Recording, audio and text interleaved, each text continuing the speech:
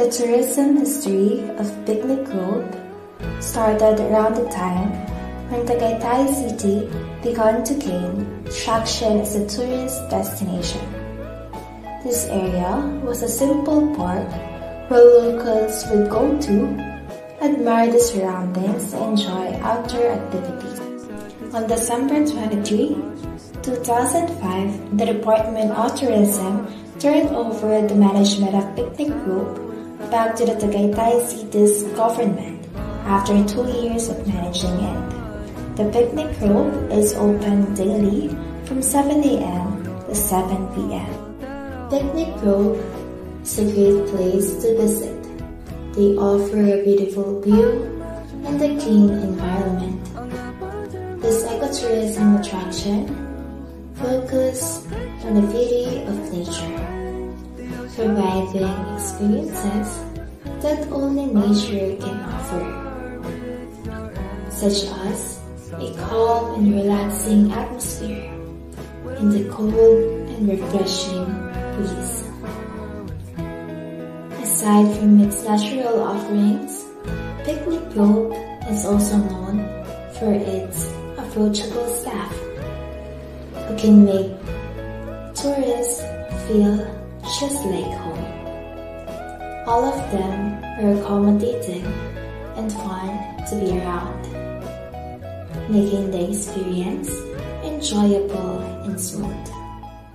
Mabuhay! So, good afternoon po. Yes, I am a tourism student from St. Vincent College of Cabuyao. I am Marco Nalborte. So, I am here to conduct a interview for a tourist like you po para malaman po namin kung ano po yung kagandahan ng pagkakaroon po ng eco-friendly na tourism destination or yung mga ecotourism establishment po. So, let's proceed to the first question po. What eco-friendly practice do you notice during your visit and how did they enhance your experience? Ang napansin ko is very clean, very disiplinado yung mga tourists. They tinatapon nila sa tamang basurahan yung basura nila. Ayan. And the next is, what aspect of natural environment here would you like to learn more about in the future visit? Ano po, yung view.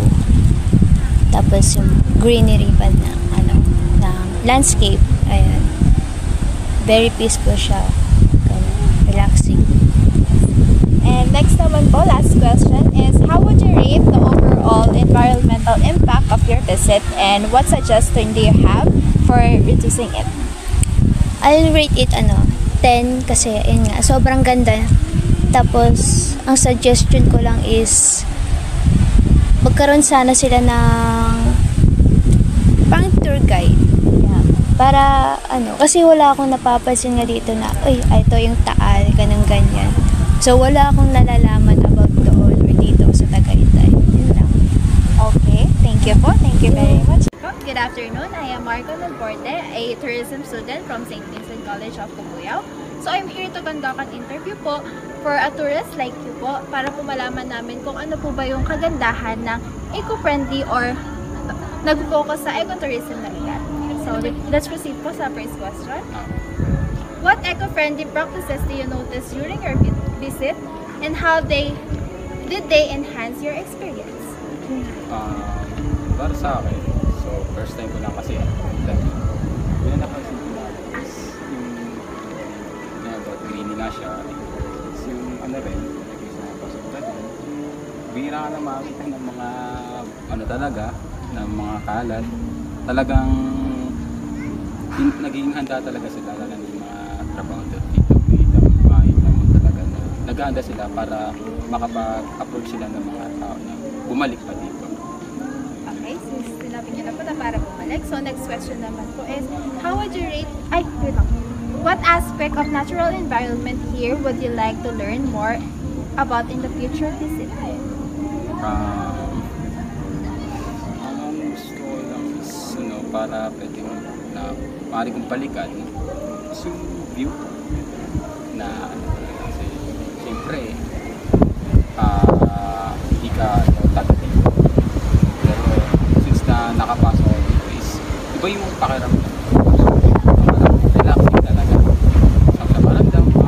Oops!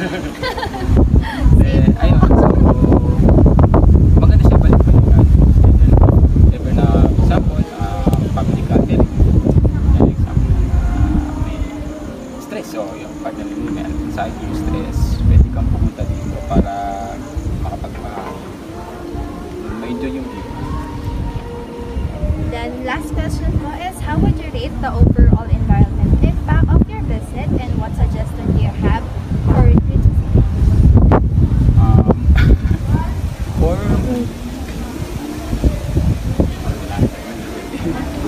so I will rate 9 out of 10. As an architecture student, di naman ako total professional, may konting learnings lang. Para sa akin, okay siya yung tanaw mo talagang taal. Additional lang naman is sa 1% na wala doon, out of 9, the rest is, ibig sabihin para sa akin, maganda siya. Ano siya, magkapa-open up. So, yung additional lang is yung mga like mag-text ng mga mag-approach sa mga tao. Hindi lang yung mag-i-kahit lang na yun na tulad yan, napadaan ako kanina na may nag-ayos sa amin, kabayo po. may mga tao na talagang ipapakilala kanila na Miss, Sir, Ma'am, namin baka gusto nyo pong makita, mga parang a little bit like mga turista, mga na tinusur kayo. Kasi yun yung hindi ko siya nakita dito. So, ng mga nakikita ko sa mga ibang, napapasin ko sa social media. So, yun lang. Yun naman yung 1% na wala sa akin. Then the rest, okay na overall. Okay. Maganda yung tanawin, maganda yung view, maganda na spot. Thank you po. Hi, my name is Mia Marie Bustamante. And yung question ko po sa iyo is, as local community po, paano po kayo nakakatulong para mas maging maganda yung stay ng tourist dito sa attraction? Yun nga po yung naglilinis. Yung asawa ko po kasi naka-ano dito, naka-assign sa ganito po sa pagtatao. Sila po, tuwing Lunes po, meron po talaga sila magtatao dito na naglilinis po sila. Nagtatabas, nagpupunta ng mga puno na hindi kailangan, yung mabali, ganyan. Ganyan lang. Second po is, as local community po, paano po kayo natutulungan ng attraction na to para magkaroon po kayo ng source of income? Tulong naman po na sa amin. Nagtataho kami dito, nagtitinda sa mga tourist nga po. Yan po, malaki pong tulong sa amin. Yun lang. Thank you po. Hello po, ako po si Christine Jade Arbualani and we are from SBCC po. And ito, mag-ask lang po sana kami ng question. What kind of local products or crafts do you offer and how do they reflect the region's culture and sustainability? Technically, we don't have any local products here. The only products that we have here is fruits and vegetables. That's what Tagaytay is famous of. Yung saging, pinya, bulalo, number 1. Doon popular ang Tagaytay. But sa mga souvenir items naman, kumukuha lang kami sa iba't ibang suppliers from Bicol, Baguio, Laguna, all over the Philippines. Kung ano yung mas magandang i-offer natin from tourists kasi ang Tagaytay kasi hindi lang local tourists ang kinikater natin. Kinikater din tayo ng international tourists just like Americans, Germans, Koreans, Japanese, Chinese, and etc. Kaya ang in-offer ng mga shops dito sa Tagaytay is all native Philippine products, hindi lang Tagaytay locally. Lahat ng products ng Pilipinas ino-offer natin sa mga tourists. Thank you so much. Welcome. Mabuhay po, I'm Annalisa from St. Vincent College of Cabuyao. And ang tanong ko po, ano po yung trabaho niyo dito at bakit po yan ang napili niyong trabaho? Yung nagpapasakay kami ng kabayo, tapos yun ang kinukuha namin sa mga turista, nag-iikayat kami na sumakay ng kabayo. Yan po ang source of income namin dito bilang magkakawayo sa loob ng 50. Ba't po yun? Yung kasi ang pinakamadaling pagkakitaan na at yun din po ang source ng picnic group para pumunta rito, mag-riding lang or bukod sa mag-viewing sa Talbigan. Okay. Mabuhay, I'm Princess Nadia Albania. I'm from St. Vincent College of Cabuyao. And my first question is, paano nyo po na-maintain yung kalinisan sa area na to para maging comfortable yung tourist attraction? Pag may mga pumasok na mga guests, sinacheck ko agad yun kung may nagbasa o kung marumi.